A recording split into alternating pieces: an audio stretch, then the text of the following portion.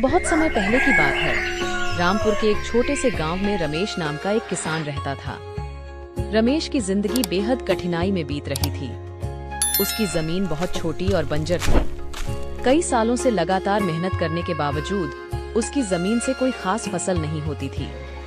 जब कभी थोड़ी बहुत फसल हो भी जाती थी तो उसे बेचकर मिलने वाले पैसे से मुश्किल से ही परिवार का गुजारा हो पाता था।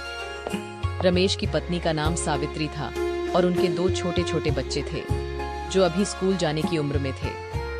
रमेश की आर्थिक स्थिति इतनी खराब थी कि वह अपने बच्चों को ठीक से स्कूल भी नहीं भेज पा रहा था। रमेश एक ईमानदार और मेहनती व्यक्ति था। वह सुबह तड़के उठकर खेत में जाता और देर रात तक मेहनत करता। वह अपनी जमीन में नई नई फसलें उगाने की कोशिश करता, लेकिन कभी भी उसे सफलता नहीं मिली।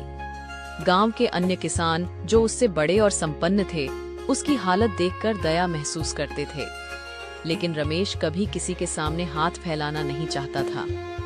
वह अपनी मेहनत और ईमानदारी से ही अपनी तकदीर बदलना चाहता था। गांव के लोग रमेश की ईमानदारी और उसकी मेहनत की सराहना करते थे, लेकिन रमेश की हालत देखकर उन्हें भी दुख होता था। एक दिन जब रमेश अपने खेत में काम कर रहा था, उसने देखा कि एक बूढ़ा आदमी जो बहुत थका हुआ और भूखा लग रहा था गांव के रास्ते से गुजर रहा है। बूढ़ा आदमी रमेश के खेत के पास आकर थक कर बैठ गया। रमेश ने देखा कि उस बूढ़े आदमी के चेहरे पर भूख और थकान के निशान साफ दिखाई दे रहे थे। रमेश ने सोचा, यह आदमी बहुत थका हुआ और भूखा लग रहा है, इसे कुछ खाने और पीने को देना चाहिए। रमेश ने अपनी पत्नी सावित्री को आवाज दी और कहा, सावित्री, देखो वह बूढ़ा आदमी कितना थका हुआ और भूखा लग रहा है, हमें इसे कुछ खाना और पानी देना चाहिए। सावित्री ने बिना कुछ कहे ही रमेश की बात मान ली।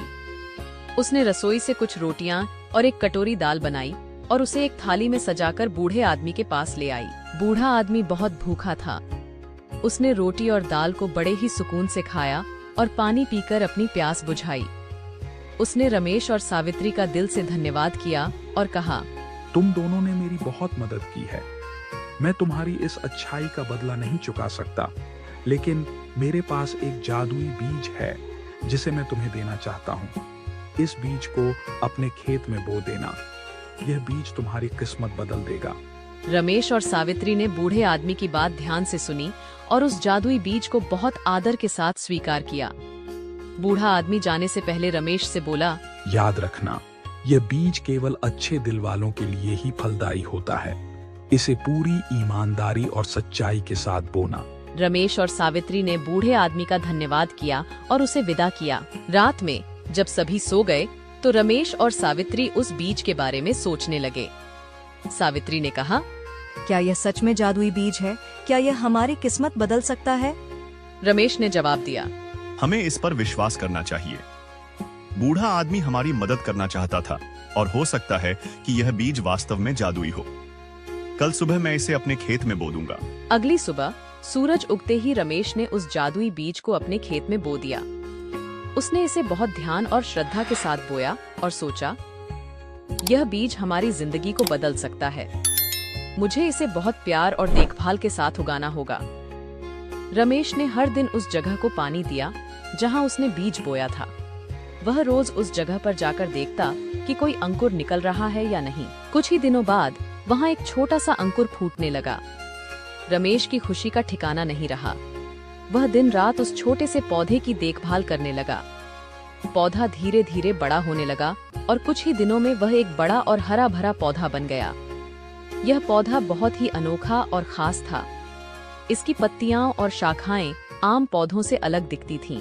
रमेश और सावित्री इस पौधे को देखकर हैरान थे। उन्हें समझ नहीं आ रहा था कि यह पौधा आखिर किस तरह का है। एक दिन जब रमेश सुबह पौधे को पानी दे रहा था, उसने देखा कि पौधे की पत्तियों में से कुछ चमकीली चीजें गिर रही हैं। जब उसने ध्यान से देखा तो वह अवाक रह गया। वह चमकीली चीजें दरअसल सोने के सिक्के थे।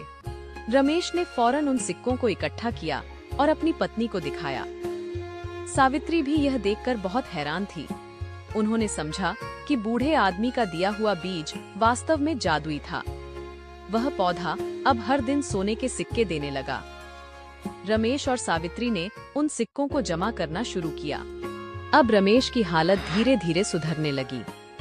उसने उन सिक्कों को बाजार में बेचकर पैसे जुटाए और उन पैसों से अपने घर की मरम्मत करवाई, नए कपड़े खरीदे और अपने बच्चों के लिए अच्छे स्कूल में दाखिला करवाया। रमेश अब गांव के सबसे अमीर किसानों में से एक बन गया था। उसके पास अब पर्याप्त जमीन थी, अच्छी फसलें थीं और उसका परिवार खुशहाल जीवन जी रहा था। गांव के लोग रमेश की इस सफलता को देखकर हैरान थे। उन्होंने उससे पूछा, रमेश, तुम्हारी किस्मत अचानक से कैसे बदल गई? क्या तुम्हें कोई खजाना मिल गया?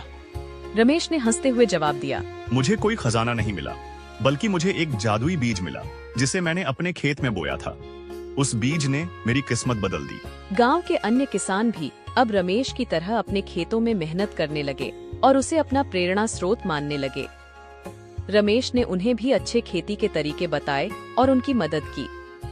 धीरे धीरे गांव के अन्य किसान भी समृद्ध होने लगे और गांव में खुशहाली छा गई। लेकिन रमेश कभी उस बूढ़े आदमी को नहीं भूला। वह अक्सर उसके बारे में सोचता और कहता, वह बूढ़ा आदमी सच में कोई साधारण इंसान नहीं था। उसने मेरी मदद करके मेरी जिंदगी बदल दी। रमेश ने अपनी सफलता का श्रेय हमेशा उस बूढ़े आदमी और उसके दिए हुए जादुई बीज को दिया। रमेश और सावित्री ने अपने बच्चों को भी यही सिखाया कि ईमानदारी, मेहनत और दूसरों की मदद करना ही सच्ची सफलता का रास्ता है। उनके बच्चे भी अपने माता पिता की तरह ही ईमानदार और मेहनती बने। गांव में अब कोई भी गरीब नहीं था। सभी किसान खुशहाल थे और गांव में हमेशा हंसी खुशी का माहौल रहता था। सभी लोग रमेश और उसकी पत्नी सावित्री की बहुत इज्जत करते थे और उन्हें अपने जीवन का आदर्श मानते थे। इस कहानी से हमें यह सीख मिलती है कि अच्छे कर्म और दूसरों की मदद करने से हमें भी मदद मिलती है। ईमानदारी और मेहनत का फल हमेशा अच्छा होता है और जब हम दूसरों की भलाई के लिए काम करते हैं तो हमारी जिंदगी में भी अच्छाई और समृद्धि आती है। रमेश और उसका परिवार अब सुखी और संपन्न जीवन जी रहा था। उन्होंने अपने पुराने दिनों को कभी नहीं भूला और हमेशा विनम्र बने रहे। इस तरह रमेश की कहानी पूरे गांव में एक प्रेरणा बन गई और लोग उससे सीख लेकर अपने जीवन को बेहतर बनाने लगे।